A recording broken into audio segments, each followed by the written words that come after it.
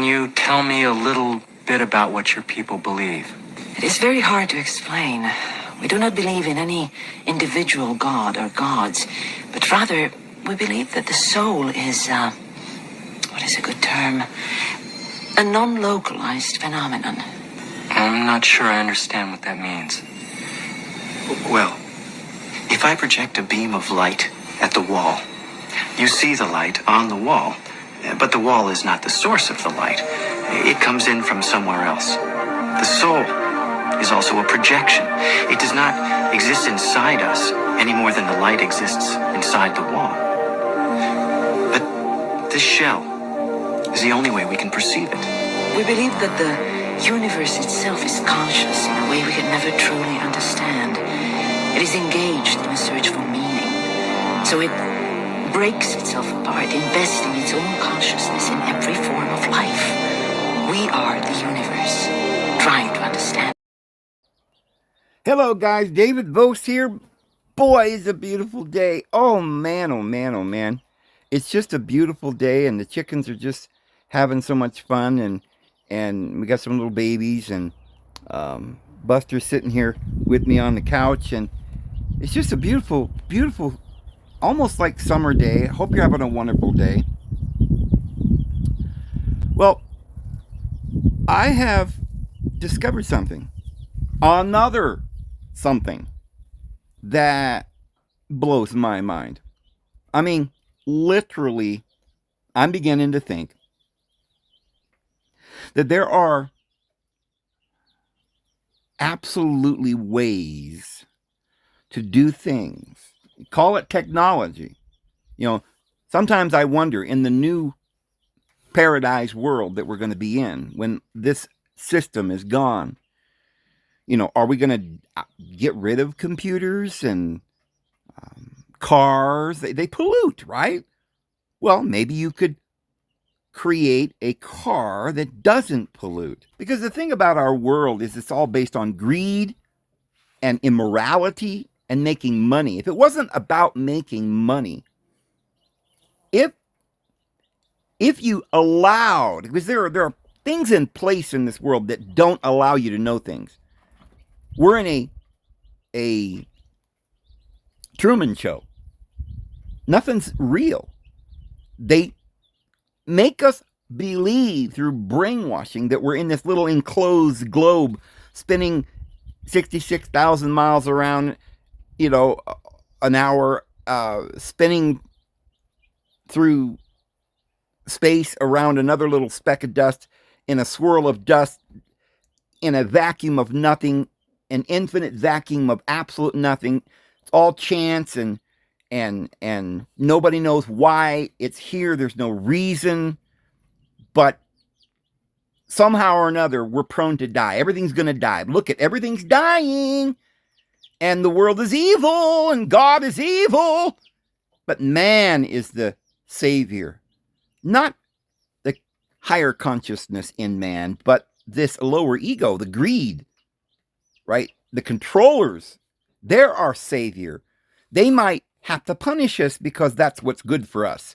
But anyway, that's the world we live in. And so I believe that they're not just hiding what space is, what the stars and the sun and the moon is, but they're hiding. Imagine 1,000 things. Imagine that. It could be more, but I'll bet it's at least 1,000 different, vast, amazing things that if we knew about them, we would never die. We would make the world a paradise immediately if we just had knowledge. I was just sitting here talking to AI about candidas, and I have literally gotten AI to admit that candidas is the cause of all disease. Of course, it's not the real cause, and this is the reason why nobody can agree, because there's a cause for candidas, bad living and so forth, diet and poisons and toxins and all of these things. But whatever it is, doesn't really matter because everybody's eating the modern diet of hybrid, genetically modified, starchy, evil sugars, chemicals, toxins, all this nobody can get away from it. I mean, I'm doing it now. I'm slowly getting there. I'm pretty close now to eating a diet that is free from all hybrid, starchy, genetically modified chemicals, toxins. And I guarantee I've been going through detox for a long time. It isn't just something that happens for a week. You've got to literally get all that out of your body through the pores, through, you go through this die off, and these toxins go into your bloodstream. You don't feel good for a while. But you see, the thing of it is that they're lying about all of it, because if you have cancer or diabetes or anything else, it's not because you just get it. It's like some kind of a disease. It's because your body's not functioning. Your gut's not whole. Your liver doesn't produce stem cells. It doesn't function, doesn't strain or filter all the poisons out. It's in your bloodstream. You're dying. And one of the results of this dying is this overgrowth of candidas. So if you can get rid of the candidas, what it's like a marker. It's like a thermometer. You know how hot it is, right? You look at the thermometer, then you know whether to wear a coat. So once you see that the candidas is gone, you know that your body's pH and everything is more balanced, and your liver's clean and functioning. And then if you do have a disease, it will cure it. But we'll talk about that. This is just what I'm saying. There's so many of these lies. But now, we've also talked about how electricity, the nature of it, you don't need a motor, you don't need electric lines. You can get literally all the power you need right out of the air with two dissimilar metals pounded into the ground with a transformer, which is just a bunch of copper wire wrapped around, and then a few cathodes, and it really is very simple. But they're hiding it from it. You can get all the power you need from water. Water's made of H2O. And of course, H is hydrogen, and it's highly explosive and far more efficient than gasoline or petrol fuel. And it's abundant all over the world. It's water. And you just fill up your tank with water, and guess what? The oxygen, when it's hooked up to electrodes, the electrodes go into the water, and you have a cathode and an anode, and this runs a charge through the water and dissipates or releases the chains that bind the oxygen with the hydrogen. And when the oxygen's released, it floats off into the air, and all you have is captured in your tank the hydrogen, and you use that as fuel like you would a car that's designed to run on propane. It's very simple. All the cars that are in the world could be easily, for a couple, $300-$400, switched over to the use of water fuel, which you're really burning hydrogen. All motors, generators, anything could be run through water. Sunlight, we've done that. Solar, there's far more efficient solar things. Water can be gotten right out of the air, the moisture in the air.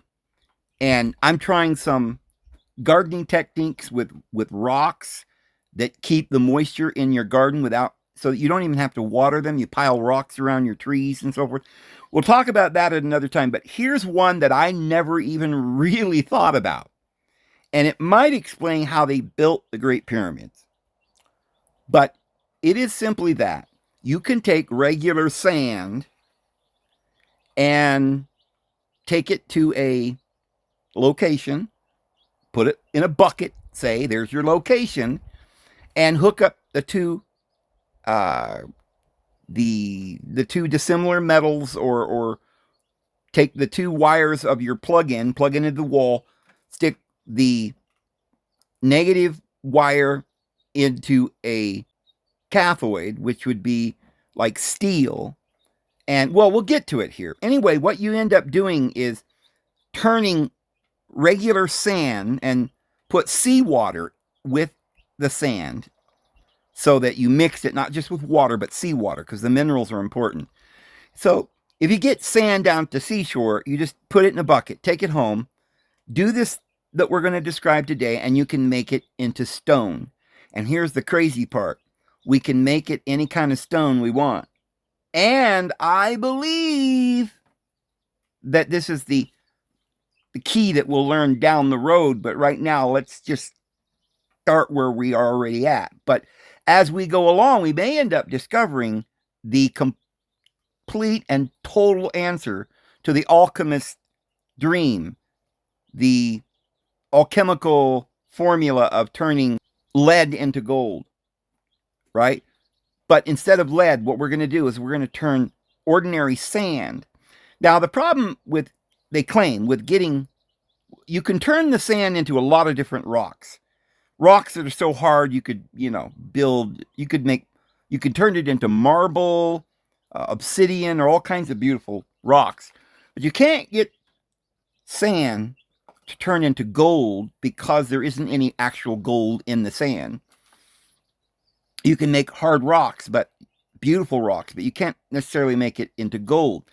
Well, there are other methods that we will think about and talk about as we go. But right now, I'm just interested in how I can turn all the sand I got around here into marble and obsidian and different things and make ornamental statues with it, or even castles out of sand and then turned it into stone. So here we go. This is what I said. As I first of all, I saw it on TikTok. There was a guy talking about how you can do this. And I thought, well, maybe it's clickbait, and maybe it's not true. So I said, there's a guy on AI that says you can make a stone by running 3 to 4 volts of electricity through cathoids and the sand with seawater turned to stone. They say, yes, that guy on the video is talking about a real scientifically validated process, often called Biorock technology, mineral accretion, or electrochemical ground improvement. Researchers, specifically at Northwestern University, have demonstrated that applying a low voltage electrical current, about 2 to 4 volts, to sand saturated with seawater causes minerals in the water to cement the sand grains together, turning it into a solid limestone-like material. Here is the breakdown of the science behind it. The process: by running a low voltage DC direct current. See, AC is what you got in your house. Alternating current. Just a regular car battery, 12-volt battery. You'd have to put it on a little power station and turn it down to 2 volts or something. 2, 3, 4 volts. So it would be a steady 3 volts or something. But, and it's only going to take several days or weeks to do this. If you really want to make something harder, you got to go months. But it's just a low voltage. And you could probably accomplish building an entire castle out of sand with just a couple of car batteries or something. And a little voltage power regulator or something. So, the process: by running a low voltage DC current through the sea-soaked sand, it triggers chemical reactions that precipitate minerals like calcium carbonate and magnesium hydroxide. The result: these minerals act as a natural glue, binding sand particles together to form a substance that in laboratory tests is solid and strong as weak concrete. Well, you can make it stronger than concrete. I don't know why they say that. I think that first they don't want you to know about it. Like I said before, they don't tell you everything until you tell them you already know it, and then they'll tell you.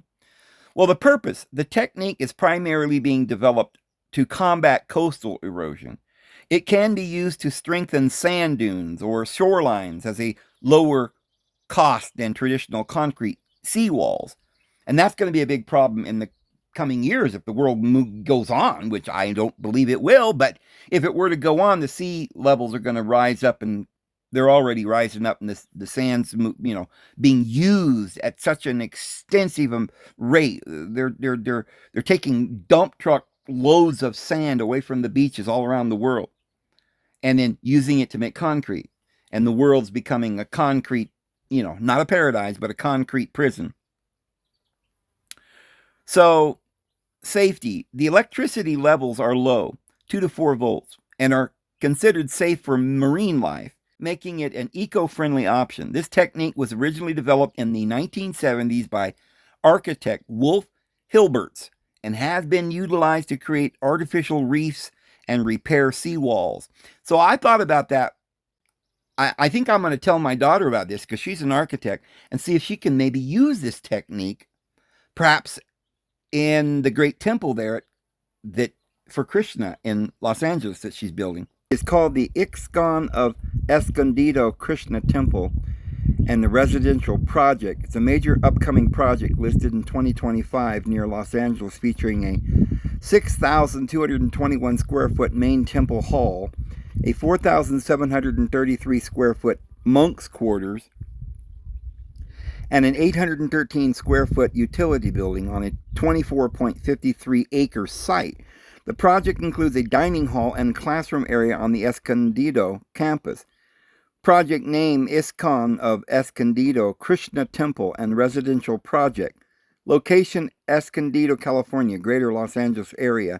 Main temple size 6,221 square feet with a 24.53 acre site. Features an altar area, worship space, dining hall, bookshop, classrooms, and private quarters. So here's the picture my daughter sent me of it. Isn't that beautiful? Isn't that fantastic? Isn't that just beautiful? And there's like there's already another temple down there for Krishna. So they must be moving in a lot of people from India over there. So I said, so you just put a cathode in one side, an anoid in the other side, and charge with 2 to 4 volts. How long does it take, and does it stay hard after the voltage is removed? They said, yes, that is the basic setup.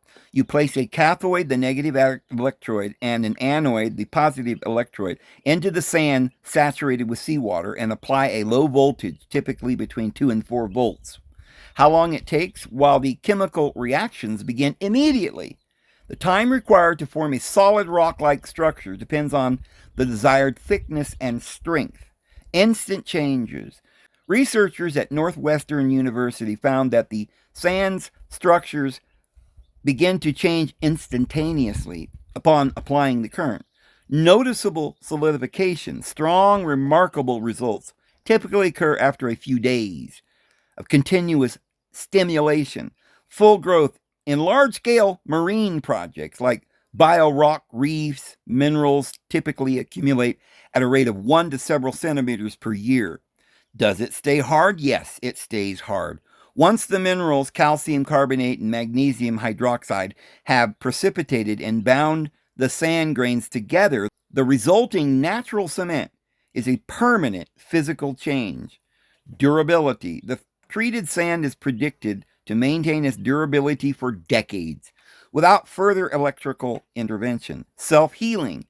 The unique benefit of this technology is that if the voltage is kept on, the structure can actually self-repair. If it gets cracked or damaged, new minerals will automatically grow into the cracks to fill them. Guys, what kind of technology is this? We don't have this kind of technology because it would be the end of greed and banking and the way the world runs today on money and greed and hate and evil. But everything would be free and your house would last forever. No toil, right? Just reach out and pluck the fruit, which we got information on how to do that too. So you can reverse it. Interestingly, the process is completely reversible if you switch the electrodes, turning the cathodes into an anoid. The local chemistry changes to be more acidic, which dissolves the minerals and turns the rock back into loose sand. And I was thinking, and I haven't asked them that yet, but I was thinking, well, could you just take a battery and take the two, ends of the wire, the positive and the negative, and stick it into with two dissimilar metals, stick it into a big, huge rock or mountain and dissolve the mountain? Talk about with faith you can move mountains. Well, or could you use it for other things? We'll see. So would you like to know more about the specific materials used for the electrodes or the chemical reactions involved? I said yes. The process of turning sand into stone using electricity, known as mineral accretion or electrodeposition, relies on specific materials and chemical reactions to create a natural cement between sand grains. You see, they may have built the Great Pyramid out of sand and then turn the sand in after they've got it into place, make a box and fill it with sand, seawater and sand, or sea sand, and then do the electrodes with a small current. And maybe they did it for like a year or so, which would make it not just hard like cement, but it will turn to like marble, or you could turn it to granite or any other kind. Although, I don't know if we could prove that this is what they did with the pyramids, because they may be able to prove that the stone that's in the pyramid, I've heard they've said it came from thousands of miles away. They know where they quarried the stone. So this is probably not what they did. But they could have, had they known this. And maybe there were priests or individuals in the past that knew this information. I'll bet you, I guarantee that probably Enoch knew this information. Probably the Lord Jesus knows this information, is what I would think. But the materials, electrodes, to perform this at home or in a lab, you need two different types of electrodes. You don't need a lab, guys. Using the wrong materials can cause them to dissolve or produce toxic gases. The cathode, negative electrode, this is where the stone grows. Common materials, ordinary construction grade steel rebar, iron wire mesh, or galvanized steel are common. Function, the cathode provides the electrons that trigger the chemical change in the water immediately surrounding it. The anode, positive electrode. This completes the circuit. Common materials, a titanium mesh, often coated with mixed metal oxides, is preferred because it does not corrode. Alternative materials, carbon foam or graphite rods, can also be used. Avoid using copper or untreated steel as an anode, as they will quickly dissolve into the water. The chemical reactions. When you apply 2 to 4 volts to seawater, saturated sand, several reactions occur simultaneously to create the glue that binds the sand. Step 1, raising the pH alkalization. At the cathode, electricity splits water molecules, H2O, releasing hydrogen gas and leaving behind hydroxide ions. Now, by the way, they've just told you how to make hydrogen out of regular water to run your car there. When you do this process that we're talking about here, with the cathode and the anode and the battery and the 2 to 4 volts, you are releasing hydrogen gas, you see. So if you're just doing it with just water and not with sand, you're releasing or getting rid of the oxygen binding to the hydrogen. So this is really a simple thing. You could build a car, fill your tank with water, hook an electrode up to it, run it to the battery. 12 volts is probably more than you'd need. And then the gas that goes, it turns it all into gas rather than fluid. And you would have air, oxygen, and hydrogen going down the tube into your carburetor, just like you would set it up for propane, and it would run efficiently on the engine you have. The engines we have would run efficiently on hydrogen, and this is how you would do it. But this makes the water directly around the cathode much more alkaline, higher pH. Step 2, mineral precipitation. Seawater is naturally full of dissolved calcium and magnesium. In the newly alkaline environment, these ions react with the hydroxide and dissolve CO2 to turn into solid minerals. At 2 to 3 volts, dissolved calcium reacts to form calcium carbonate, the same hard material found in seashells and limestone, which, by the way, that's where we get pearls. At 4 volts, magnesium begins to solidify into magnesium hydroxide and hydromagnesite. Step 3, cementation. These solid minerals crystallize in the tiny gaps between sand grains. As they grow, they lock the grains together, transforming loose sand into a solid block. And so there's the voltage, 2 to 3 volts or 4 volts. If you do 2 to 3 volts, you get calcium carbonate. If you go 4 volts, you get magnesium hydroxide, which led me to another question that I'm going to ask here in a little bit. So the answer, the process uses a steel cathode and a titanium or carbon anoide to raise the local pH of seawater, causing calcium carbonate and magnesium hydroxide to precipitate and cement grain or sand grains into solid rock. Would you like to know the power requirements for a specific size of sand block, or how to measure the strength of the resulting stone? I said yes. Turning sand into stone via electricity, officially known as mineral accretion or electrodeposition, is a fairly low energy process once established, but it requires patience. Power requirements. To create a solid block, you don't need high power, but you do need a constant, stable current. Current density. The target for a solid, high quality stone is typically 0.2 to 0.8 amps per square meter of the cathoid surface area. Voltage. Maintaining a range of 2 to 4 volts is ideal. 2 to 3 volts. Focus on calcium carbonate, slower but very hard, like limestone. 4 volts. Focuses on magnesium hydroxide, faster growth, but slightly less dense. Energy consumption. Roughly 2 kilowatt hours of electricity are required to produce 1 kilogram of this seawater concrete. For perspective, a standard smartphone charger provides enough power to grow a small artificial reef or solid sand block over time. Wow. And you know those eels, electric eels, and coral reefs? Well, the coral, how was it made? Through animals shocking it. Maybe how it's actually made. Isn't that interesting? They have electrical impulses in the animals that grow this solid seashell around them, or coral. So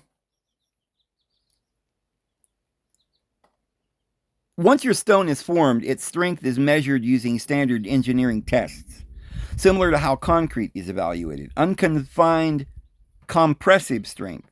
This is the most common test. A sample of the hardened sand is placed in a compression test machine and squeezed until it fails.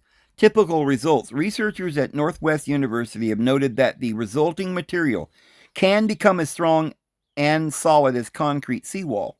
In some laboratory tests, the minerals themselves have been found to be stronger than traditional concrete binders.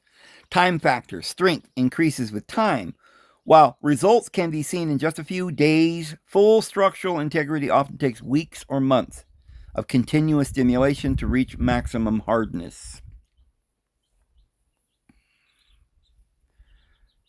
So I said, if you formed a small house of seawater, moist sand, and hooked up the wires and cathoids and anodes to 2 to 4 volts of electricity and left it several weeks, would the whole house become solid cement or seashell-like surface? They said it depends entirely on how you set up your cathoid, the negative wire mesh. The stone only grows where the electricity is flowing through the water. Because sand is a poor conductor, the mineral cement typically only forms in a zone a few inches around the cathoid. Here is how your house would turn out. The structure, mesh versus single wires.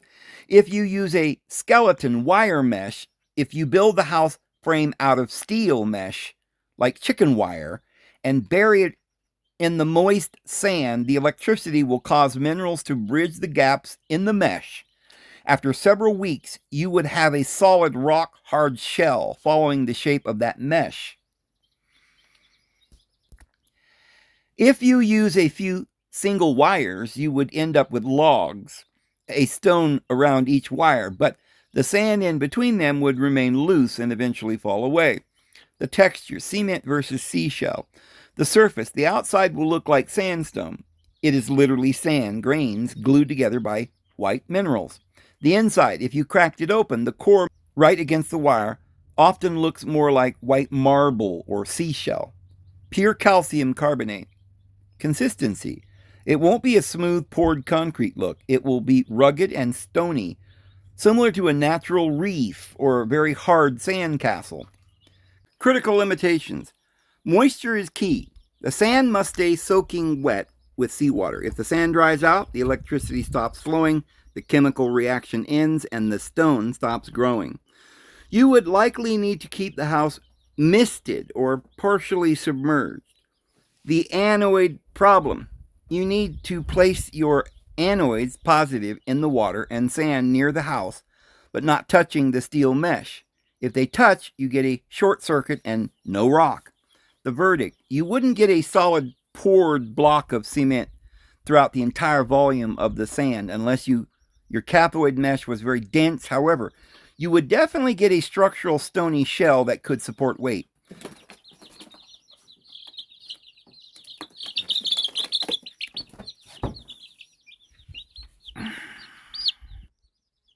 Well, look at this little baby. Oh, what do we got here? There is a baby. Hi, the baby. He was trying to jump out of the chicken pen here a second ago, so I just thought I'd show you. Cool. So, continuing. Would you like to know which type of wire is best to use for the skeleton so it doesn't rust away before the stone forms? So I said, so the wire mesh is steel. Then you put a carbon wire on the other side, like a carbon wire crisscrossing on the other side, 5 inches away, like a 4 or 6 inch wall. Does it matter which wire is positive to steel or carbon? Yes, the polarity matters completely. You swap them, the process won't work, and your steel skeleton will actually dissolve. Here is the correct way to wire it for a 4 to 6 inch wall. 1. The polarity, the most important part. Negative cathode equals steel mesh. You must connect the negative terminal of your power source to the steel. This creates the alkaline environment that attracts minerals and protects the steel from rusting. Positive anode equals carbon titanium. I imagine titanium is expensive, but you can get carbon anywhere.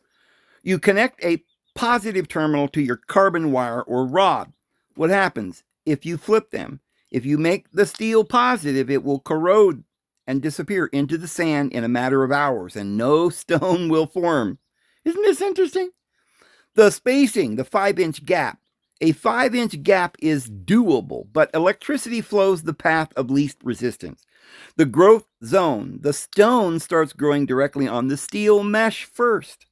To get a solid 4 to 6 inch wall, the minerals have to bridge the gap between the sand grains. The limit: in a few weeks, you will likely get a very thick, rock-hard coating, 1 to 2 inches thick, around the steel mesh. To turn the entire 6-inch thickness of the sand wall into solid stone, you would need to leave the power on for a much longer time, potentially months, or use multiple layers of steel mesh.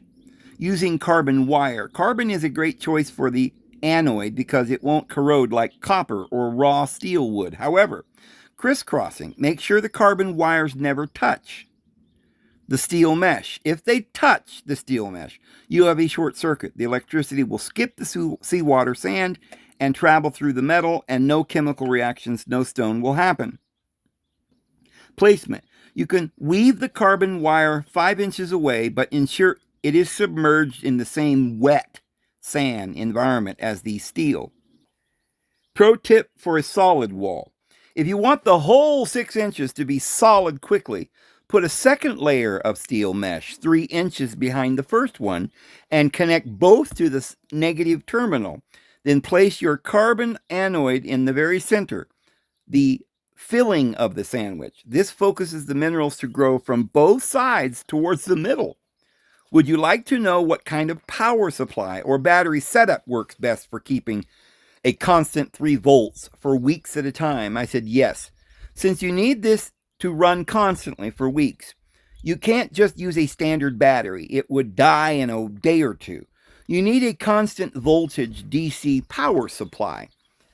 For a small DIY project, do-it-yourself project like a sand wall, here are your best options. The best choice: adjustable DC, direct current lab power supply. This is the gold standard for the experiment. You can find them for $40 or $60 on Amazon. Why? It allows you to dial in exactly 3 volts. Feature to look for: look for constant voltage, CV mode. It will stay at 3 volts even as the sand stays wet or starts to dry out. Set up. Click the black negative lead to your steel mesh, and the red positive lead to the carbon anode. The budget choice, a 3-volt or a 5-volt power adapter. Walmart, if you have an old power cord from a small electronic device like an old router or toy, check the fine print on the brick. What to use? Look for one that says output 3-volt DC or 5-volt DC. Modifications: cut the end off, separate the two wires, and use a multimeter to figure out which is negative. It usually has a white stripe or dashes. Warning: 5 volts is a bit high and might create too much chlorine gas or soft magnesium. So don't go 5 volts. You can drop the voltage by adding a simple resistor or a potentiometer in the circuit. The solar choice: 5-volt to 10-volt solar panel. Since you are in New Mexico, they know everything about me. We're best friends. We're like comrades, you know. Lots of sun. This is a great set it and forget it option. Setup: a small 12-volt solar panel connected to a step-down buck converter. Buck converter. This tiny $10 circuit board takes the 12-volt to the 18-volt from the sun and drops it to a rock steady 3 volts for your sand house. Benefit: it mimics the natural cycle. It grows the stone during the day and arrests it at night. That's with solar panels that don't get any sun during the night. So that's a growing during the day and resting at night, and it's a natural cycle. So that's interesting. So you could just put a solar panel out there to keep your, which I have a whole bunch of solar panels here that I can use, and you only need one, of course. Hook that up to a power supply and turn it on to a certain 3 volts and leave it there for weeks and months to see what you get. Crucial setup tips. Current limit: you don't need a lot of amps for a wall that's a few square feet. 1 to 2 amps is plenty. If your power supply gets hot, your short circuit might be touching through the sand. Move the electrodes further apart. Keep it wet. If the sand dries, the circuit breaks. Salt: use real seawater or mix instant ocean for aquariums. Regular table salt lacks the magnesium and the calcium it needs to actually build the rock. It will just conduct electricity without making cement. So notice here, we're going to ask him later about something, but just for future reference, if you add the instant ocean, because you need the magnesium and the calcium to make the rock with the sand, then it seems to me that if you added something other than instant ocean, maybe something that had a lot of iron in it or something, you would end up making iron, right? Or if you had something that had a lot of something harder than that in it, right? Maybe copper or something else, you could turn large stones into solid copper or something. Well, actually, what you would end up doing is electroplating it, you know, but we'll talk about that. You want to know how to tell if it's working in the first few minutes. I say electroplating because you wouldn't have enough gold or copper or anything to pour into it to make the whole thing solid gold, but you could put enough gold in it to where it would make it gold plate. That's how they do it, actually. So I said, yes, you don't have to wait weeks to see if your setup is working. You can actually just tell within 5 to 10 minutes. Here is the 3 instant signs to look for: the fizz, the white frost after 1 or 2 hours, the multimeter check. Final warnings for New Mexico: don't use table salt since you aren't at the ocean. Make sure you buy aquarium sea salt like instant ocean. Table salt is just sodium chloride. It will conduct electricity, but it doesn't have the calcium or magnesium needed. You could use the Dead Sea salt, but that would be very expensive, so I would just get the aquarium salt. Chlorine smell: if you smell a swimming pool scent, your voltage is a bit too high. Dial it down closer to 2.5 or 3 volts. At high voltages, the anode produces chlorine gas, which is a sign you're wasting energy and making the process less eco-friendly.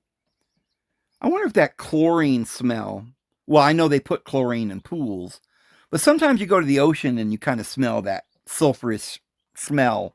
I used to think it was the the birds and the fish pooping in the water. But now I'm wondering if there's an actual electrical current at the bottom of the water right near where the sand is. It would be 2 or 3 volts. You wouldn't feel it with your feet necessarily. It would be the earth itself always runs at around 1 volt. So maybe the earth itself is making the rocks into solid stone by, the metals and things with heat or even electrical current that's making all the minerals in the world. Here's another one of these things that nobody ever asked, and I guess science kind of knew somewhere.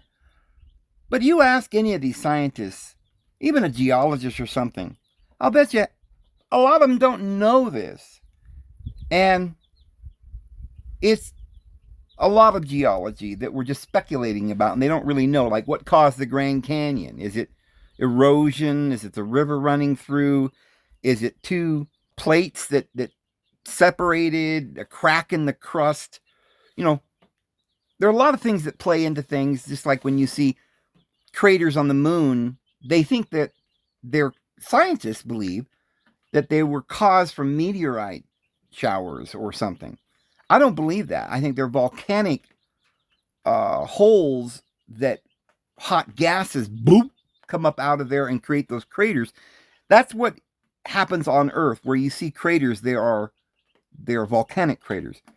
But I asked about how gold and silver was formed, or precious metals. Perhaps it was through electrical voltage, not magma. And they said for a long time, heat and pressure were considered the only factors, but recent science shows that electricity does play a minor, specialized role alongside them. It might be more of a role than they believe or they want to tell us. The power of heat. Hydrothermal. Most gold and silver deposits are formed by hydrothermal fluids. Superheated, mineral-rich water heated by magma. This water dissolves metals deep in the crust and carries them upward. When the water cools or the pressure changes, the metals precipitate out of the solution to form solid veins. Well, how does the metal get way down in there? Maybe it sinks, right? It when it gets hot, it melts and goes down. But what created the metals in the first place? Could it be a voltage on the outer layer of the surface of the ground that is over long, 1 volt over, they say 1.23 volts here. It has to be. Maybe that's what it would be. I know that the Earth's voltage is right around the volt. I think that's where they come up with the idea of a volt being what it is. It's the actual level of charge that's in the Earth itself. But it could be like 1.23 or above, and that could be causing all of these effects. Crumbles and it makes sand, and in the sand there are all these different minerals. Now, what do you do with all these minerals? How do you get them all together? Well, the voltage could solidify them and compact them into solid rocks. And then those solid rocks get beaten by the waves and then crumble. And then it's the heat that drops them down. And then, who knows? There's a lot of different mechanisms that I don't think they realize. But the voltage factor, a recent discovery, and I just discovered it myself and didn't know they'd discovered it. I discovered it in my brain. You are partially right that voltage can be involved. A recent study in 2024 suggests that earthquakes can create electrical charges in quartz, the piezoelectric effect. This voltage can cause dissolved gold to clump together into solid nuggets. So after it's crushed and made into little flakes from the ocean, beating it up against, the sand, and then the heavier metals go towards the bottom of the sand, and that's where the voltage is, and it makes little nuggets of gold or something. I don't know, but natural geobatteries. Some rocks on the seafloor, like polymetallic nodules, can actually produce a small voltage, about 1.5 volts, through a chemical process similar to rusting. This dark oxygen production is a form of natural electrolysis, though it is more known for creating oxygen than for manufacturing gold. Isn't that interesting? So I'll do another video on that. I got some ideas, but I said, wow, you really gave me so much info. I am going to try it on a small scale first. I have sand on my property. I'll buy the instant ocean product maybe. But listening to this, I had two huge questions I thought of. One is, can you efficiently make hard rocks, like river stone size or bigger? Or would it be impossible to do one or two at a time? You can definitely make individual stones. In fact, doing it on a small scale is much easier than trying to solidify a whole house at once. To make river stones efficiently, think of it like growing crystals rather than pouring concrete. Oh, this is where it gets good, guys. Listen up. Here's how to do it. Use a core or a cage. Since the stone grows around the cathode negative wire, the shape of your wire determines the shape of your rock. The ball method. Crumple a small piece of steel, chicken wire, or a scrubby stainless steel scouring pad into a ball. The rebar method. Use a 6-inch piece of rebar if you want a long, heavy, pill-shaped stone. The bucket of sand setup. Instead of a wall, use a plastic bucket. Fill the bucket with your property's sand. Pour in the instant ocean seawater until the sand is completely saturated. It should look like thick mud. Bury your steel core negative in the center of the sand. Place your carbon anodes positive around the edges of the bucket, about 4 to 5 inches away from the steel. Growth and efficiency, one at a time. You can run one stone at a time off a small 3-volt power adapter. The daisy chain, if you have a bigger power supply like a lab supply we discussed, you can wire 5 or 10 steel cores together in parallel, all connected to the same negative wire, and grow a whole litter of stones in one big tub of wet sand. Will they be river stones? Texture? They will be heavy and hard, but they won't be naturally smooth like the river stone. They will have a rough, sandy texture on the outside. Smoothing. If you want that smooth river stone look, you'll have to lightly sand them or put them in a rock tumbler after they have cured for a few weeks. Important note on New Mexico sand. Since you're using sand from your property, check it if it has a lot of clay or dirt in it. Yes, I do have a lot of clay, but I have areas where it's just sand.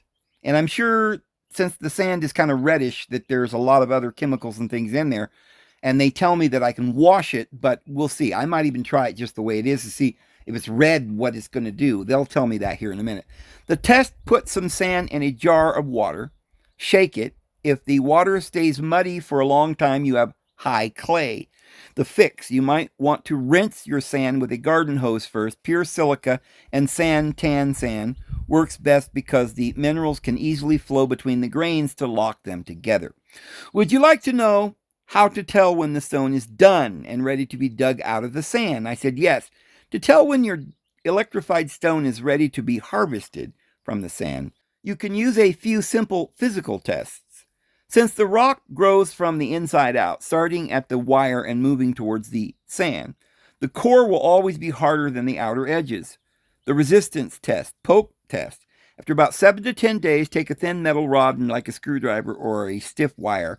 Gently push it into the wet sand near your cathode. Not ready if the screwdriver slides all the way, and so this is just, you get the idea. The voltage drop sign. If you're using a digital power supply, watch the amps current. As the stone grows, it actually coats the metal wire in a thick layer of mineral insulation. And the sign, you might notice your amp slowly dropping over 2 weeks, even though the voltage stays at 3 volts. This means the stone is getting thick and dense, making it harder for electricity to pass through. The extraction, the reveal. When you think it's ready, turn off the power, gently dig it out with your hands or a small garden trowel. Don't force it. If it feels mushy or falls apart like a wet sandcastle, it needs another week. The hose test. Once out, spray it gently with a garden hose. The loose, unelectrified sand will wash away, leaving the solid stony core behind. The final cure. Just like concrete, the stone is at its most fragile right when you pull it out. sun dry it. Leave your new stone in the New Mexico sun for 24 to 48 hours.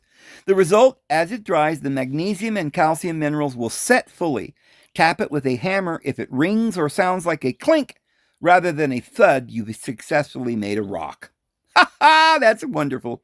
If you want them to be extra hard, submerge the finished stone in a bucket of fresh seawater for 1 more week without electricity after you harvest it.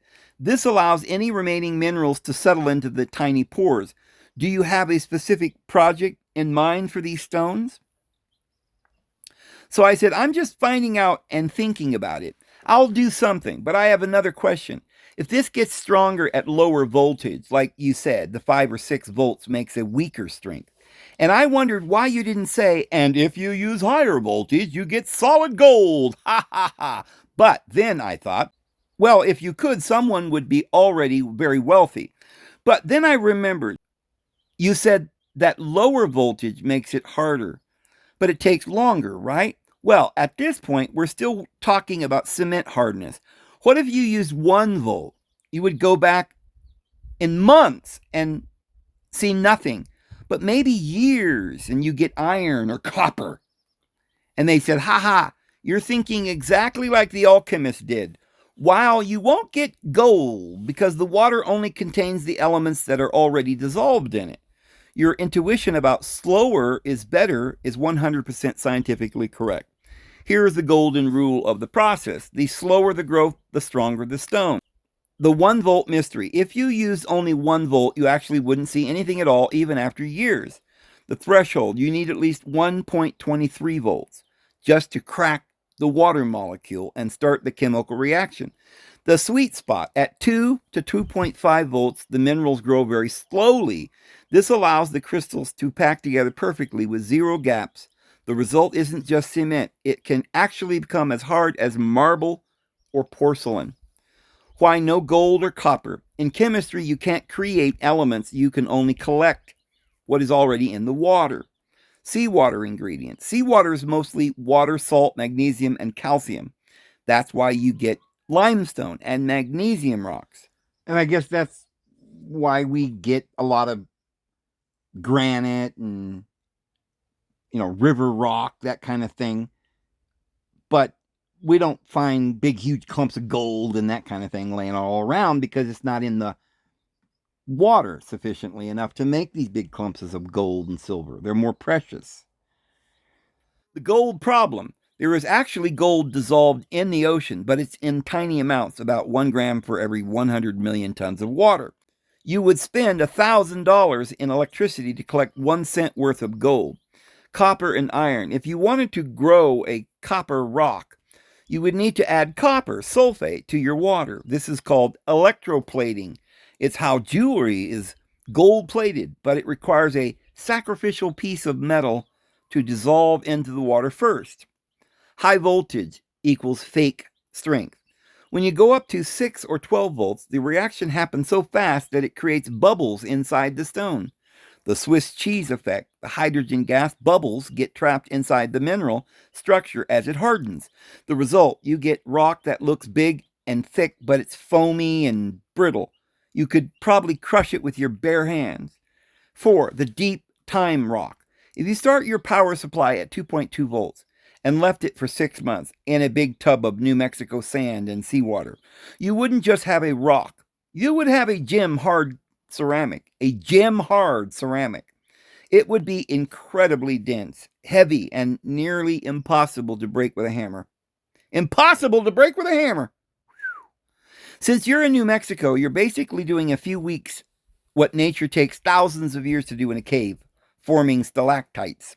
Do you want to know if there's a way to change the color of the stone by adding different ingredients to your sand? I'm like, yeah.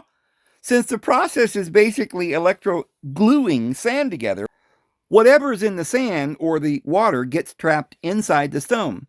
Because you are in New Mexico, you have some really cool local options to play with the aesthetics of your rocks. Here is how you can dye your electrified stones. The red rock, iron oxide. New Mexico is famous for its red dirt. If your property has that classic red or orange sand, your stone will naturally come out with a Terracotta or rusty red hint.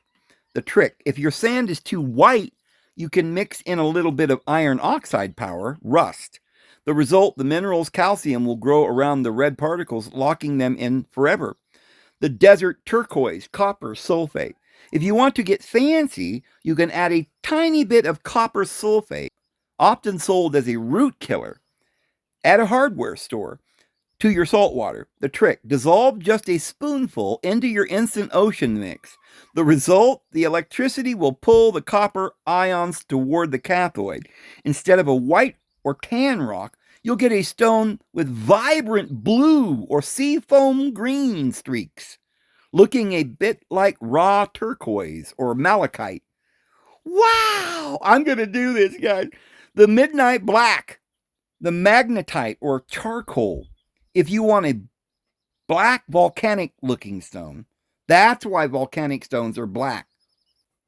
The magnetite is in it. The trick: mix finely crushed charcoal or magnetite sand, the black magnetic sand often found in arroyos, in your sand pile before you start the power. The result: you'll get a heavy, dark obsidian like rock. The sparkle: mica or glass. The trick: if you find mica flakes on your property or buy crushed recycled glass, mix it into the sand. The result: the white calcium cement will act like a setting for those flakes. When you put the stones out and wash it, the sun will hit the glass or mica, making the whole rock shimmer. Wow! A quick artist tip: the minerals themselves are naturally bright white. If you use pure, clean white sand like play sand, your stone will look like a piece of pure white coral or marble. I guess you could make it white and add little streaks of blue, or like they said. One warning: don't add too much copper or other minerals if you plan on putting these stones in a fish tank later, as high metal levels can be tough on sensitive fish. Since you're planning a small-scale trial, do you want to know how to build a mold out of plastic so your stone comes out in a specific shape, like a brick or star? Wow, I would love to do that, but I have one more question here. And so I asked, what if you ground colored glass and did this? Would it become brilliant and crystal looking? They said if you used ground colored glass instead of sand, you would essentially be growing a mineral encrusted mosaic. It would look incredibly unique, part gemstone, part sea glass, and part marble. Oh, buddy, I'm going to do it. I'm going to do it. Here's what would happen to the appearance: the brilliant effect, sparkle. Because the minerals calcium carbonate grow in the gaps between the glass shards, the glass is locked in place but remains transparent. Then sunlight hits the stone, it would pass through the glass grains and bounce off the white mineral cement, creating a deep internal sparkle that regular sand doesn't have. Crystal appearance: the minerals themselves naturally form tiny white crystalline structures. If you use blue or green ground glass, it would look like a sparkling geode or a piece of high-end terrazzo stone once it's polished, light in color. Glow: unlike sand, which is opaque, a block made of glass sand would be translucent. If you held a flashlight to one side, the light would likely travel through the whole stone, making it look like it's glowing from inside. Color pop: the white minerals act as a brightener, just like white grout makes colored bathroom tiles look more vibrant. The white calcium will make the colors of your ground glass, cobalt blue, emerald green, or amber, look much richer. Strength and texture: interlocking ground glass is often more angular than natural river sand. These sharp edges actually help the minerals lock the pieces together more tightly, which can lead to a stronger finished stone. The rough factor: straight out of the sand glass pile, it will look like a crusty white rock. To get that brilliant crystal look, you must wash and lightly sand the surface. Once you sand down the first layer of minerals to reveal the glass beneath, the brilliance will truly show. Well, that's interesting. If you have old glass bottles, you can crush them and make sure the sand isn't too fine like dust. Would you like to know how to polish it? Well, I think I have one more question before we go. I ask, is there something cheap you could add to the instant ocean that would make it metallic stone, like silver color or gold? They said to get a metallic look like silver or gold on your electro stones, you can't easily change the chemistry of the water to grow real metal on sand, but you can use cheap physical additives that get trapped in the mineral glue as it forms. Here's the best way to achieve a metallic effect. The silver look, graphite powder. This is the cheapest and most effective way to get a dark metallic gunmetal or silver finish. What it is, fine graphite powder, the same stuff used in lubricant locks. How to use it. Mix a generous amount of graphite powder directly into your dry sand before adding the seawater. The result, the white calcium minerals will grow around the graphite particles. Once you pull the stone out and buff it with a soft cloth, the graphite will shine, giving the entire stone a polished silver black metallic sheen. The gold look, mica powder. Mica is a natural mineral that comes in brilliant metallic colors and is very inexpensive. What it is, look for gold mica powder or metallic gold pigment used for epoxy resin or soap making. How to use it? Mix the gold mica powder into your sand or even stir some into the seawater. The result, the minerals will trap the tiny gold-colored mica flakes like glitter inside the stone structure. Because the mica flakes acts like a tiny mirrors, the stone will have a brilliant gold sparkle when the light hits it. The heavy metal look, iron filling. What it is, tiny grains of iron often sold as magnetic sand. How to use it, mix these into your sand. The result, since you are running electricity through the stone, the iron fillings will help conduct the current and the minerals will grow very densely around them. It will make the stone feel much heavier and more metallic, though it may eventually develop some rusty orange streaks over time, which can look like natural ore. Wow. The mineral accretion process is white calcium. Using darker sand or mixing in a little black pigment with your mica graphite will help the metallic colors pop much more like they would against plain white sand. Well, that is really, really, really interesting. Well, I think I'll just leave it there, guys. That is just so mind-boggling to think that I could come up with. What I'm planning on doing is taking some wire that you buy at the store, like chicken wire or some mesh, and making like a wall out of that mesh, pouring the sea sand down in between. It could even be laid flat. You could raise it up later maybe, but you can make these, maybe 4x4 walls 6 inches thick or something with this wire mesh on both sides, and then put the carbon anoid down through the middle of it and turn it on with the electrical current and make solid walls, and you could make them look like they're solid silver or marble or onyx or, it's just using glass in certain areas. Maybe you could make areas that might look like windows, but really weren't windows, but were just made out of something like marble streaks and luminous see-through crystal glass areas that let some kind of light in, but not really a window.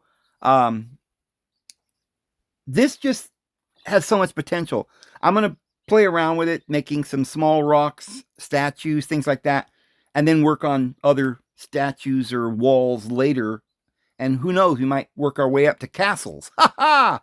Well, guys, I think I'll leave it there. I hope you have a wonderful evening. May the Lord bless you in every way. His grace and his peace will be with you. He loves you all. We'll see you tomorrow. Have a good one.